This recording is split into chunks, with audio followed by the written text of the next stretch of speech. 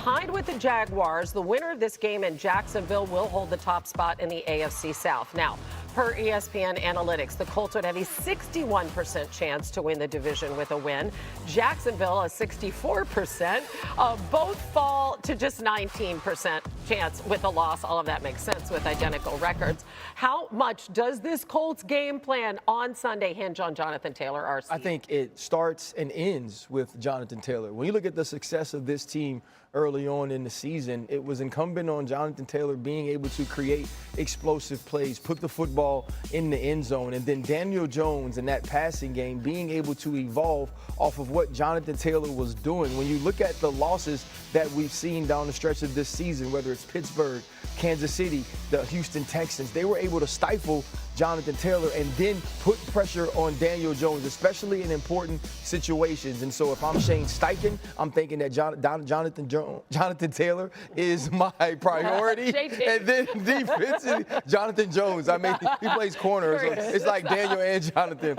And then also, too, if you're the Jacksonville Jaguars, you're going to be focused on stopping him, especially early on in that game. Yeah, knowing that Daniel Jones, his mobility is affected by that fibula injury. How's this Jags defense going to disrupt the Colts? Cut split pressures. What I mean by that is cut splits are when the receiver comes closer to those offensive tackles or tight ends. Indy loves to do it. And the Jaguars like to pressure out of it. I think this is something that we've seen a little bit throughout the NFL for offenses that just love to reduce the split of these wide receivers, and teams just realizing not going to happen. The fire zone pressures that they dial up out of it, it's not just going to be about Indy and Daniel Jones seeing it. It's got to be about the back seeing it, the tight end seeing it, because you're going to get these rotations, and at the snap, things change real quickly. It's going to be really important for Indianapolis. It's something Jacksonville loves to do. Indianapolis, because they love to get their formations that way. Everyone's got to be paying attention to that stuff, because I see it across the NFL. Too many teams are getting into those splits. Pressure comes, and then the offense has no idea that it's happening.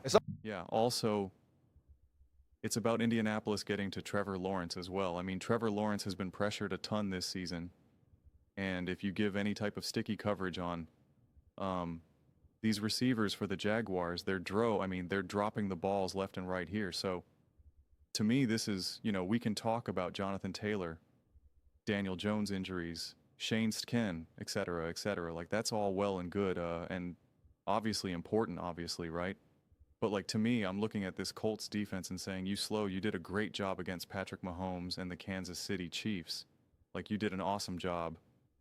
And no real issues or liabilities against, obviously, not a great offense, the Houston Texans. And your defense, your offense was quite resilient against an elite defense. It is widely believed that this Houston Texans defense is historically great. Whatever values you want to use to paint, that picture is irrelevant. It's an elite defense. And, all things considered, it wasn't, I think, sometimes you just have to shake the hand of a defense and just be like, yeah, man, that was, you did good, right? You beat us. And that's just going to happen sometimes, and that's okay.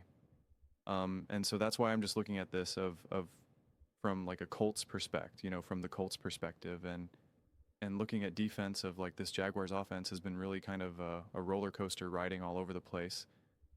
Trevor Lawrence included, as well as just the O-line, the receivers. Like, it's been messy.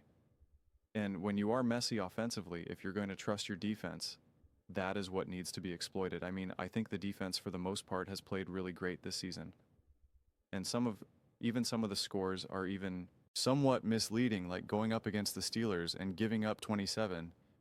That was like, what did they had, like 4 turnovers or something, whatever the heck it was in terms of offensively for the Colts. So it was like possession, right? And little things like that against the Rams, they played great, but then you had a couple fluke plays here and there, and it's just you're off to the races, and that game could have easily been 27-20, the Colts beating the Rams, right? Without a shadow of a doubt. And I kind of removed like shutting down the Raiders. It's like, congrats, who cares? And things of that nature. But I mean, even if we're just looking at the most recent stretch of games here, again, I loved what I saw against the Chiefs and loved what I saw against the Texans. Against Texans? Yeah, no, against Texans. And so it's just offensively you're running out of gas a little bit.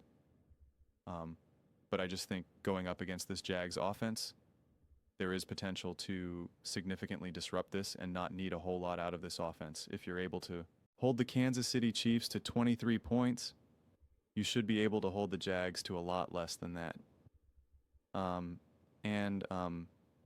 As long as you're not turning the ball over and you're able to have some sustained drives. I also trust the Kansas City Chiefs defense more than I do the Jacksonville Jaguars. I mean, you can see the Chiefs ranked 9th for points scored, points against, 7th, Jacksonville 11th and 12th.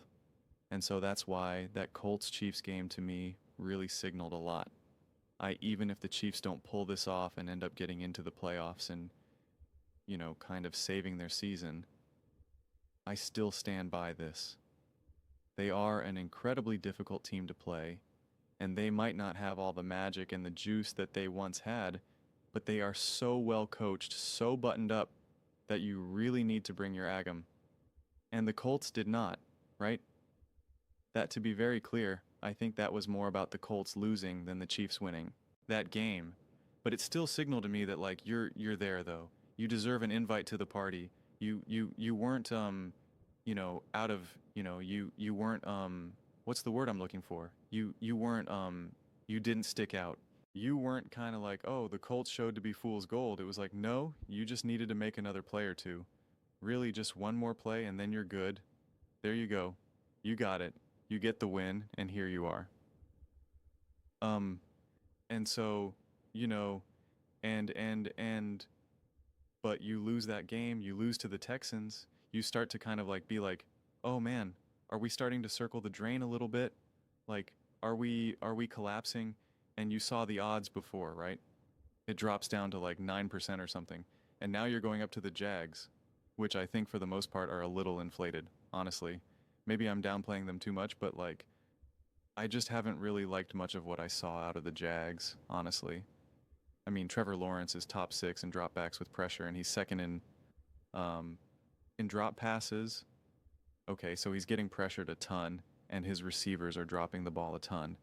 As a defense, you should be able to take advantage of this. He's also through the roof in turnover-worthy plays. He's like second or third. He's second. Okay, so there's turnovers to force. There's short fieldage to be able to take advantage of.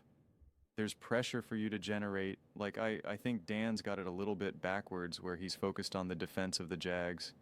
And it's like, look at the defense of the Colts right now, and they should be able to control this game. If you're a legitimate contender and not just a team where you're trying to be like, hey, we're trying to win the division, we're trying to take some steps forward, we're trying to fight for, you know, some playoffs here and, you know, have some fun. And it's like, okay, well then that's different. But if you're trying to prove that you're a legitimate contender, then this is the type of offense that your defense should be able to take advantage of. I mean, against any of the competent defenses, they weren't really able to do much. 17 against the Texans, 12 against the Jags. And oh my gosh, they just pressured Trevor like 100 times that game. The Rams 35-7. You know, it's like when you're going up against a defense that can cause some problems, there's a snap and half effect here that can absolutely happen. So Trevor Lawrence in his 5 games where he actually went up against competent defenses, you know, the Texans, the Chiefs, the Rams, you know, the games that I was kind of pointing out, you know, it's 5-game sample size, so it's not little, it's not nothing. I mean, it's a stark contrast here, okay? 56.7% completion percentage, 1,155 yards, 5 touchdowns, 3 interceptions. In that time frame, he's the 27th ranked quarterback. 10 turnover-worthy plays. The only guy that had him beat was Spencer Radler. It's like, okay, that's, I guess that's pretty good. Again, through the roof drops, 14 drops, okay? Pressured 106 times, sacked 24, and a passer rating of 78.7. This is what I'm trying to emphasize. This is what I'm trying to emphasize. This is what you should hope from your defense. And again, even if we take away the drops and we're like, well, what do you want to do with all the drops? Like, he's still at the bottom for adjusted completion percentage. The only people that are behind him are, people that haven't really played a whole lot. If I reduce any of like the backup ring, he's bottom 5. So he's beating Dylan Gabriel. It's like, okay, Caleb Williams, who's been exceptionally inaccurate. CJ Stout, who most definitely, yeah, he only played 3 games in this sample size. And Michael Penn Jr., who, has also been having a tough go at it. So, yeah, just something to keep in mind right now. This is what you're looking at here. Getting to him, sacking him, forcing turnovers, making his life miserable in those 5 games. 5 touchdowns, 3 interceptions, and a 56.7% completion percentage. This is what you're expecting your defense to be able to force him to play. Anything less. I don't know. Those are just my thoughts. I'd absolutely love to hear yours. What do you guys all think about the Indianapolis Colts taking on the Jacksonville Jaguars? Who do you got in this game? How do you feel this game will unfold? Let me know your thoughts in the comments below. I read every single comment. So, whether you agree with me or disagree with me, either way, let's get in some discussions. Let's get in some fights. But ultimately, let's just have some fun. And please do consider subscribing. We are building an amazing community here, and I absolutely love to see you part of it. I want to build something that we all generally feel connected to. Something that we're really excited to be part of. I think we're well on our way to doing it. Please don't forget to give this video a thumbs up, as it really does help with the visibility and the algorithm. Thank you so much. See you next time.